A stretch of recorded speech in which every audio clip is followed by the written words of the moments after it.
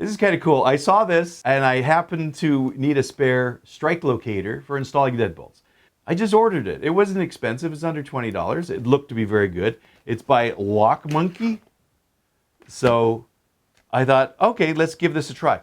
I don't know if you've noticed, but it's really difficult now to get some strike locators and get the templates for installing deadbolts. It seems like everybody's gone out of business or difficult to get. You know, I keep on ordering and oh, we're out of stock. Oh, they don't make them anymore. Oh, they're out of business. And I'm kind of going, oh, that's the pits. Because we do lose our bits and pieces.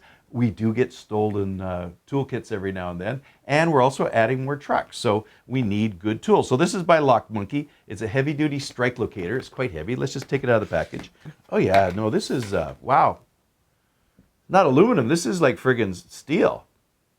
It's not aluminum. This is steel. Nicely chromed, extremely well designed. Look at that point on there. That's going to be a killer. This is a heavy-duty strike locator by Locksmith. Love the name.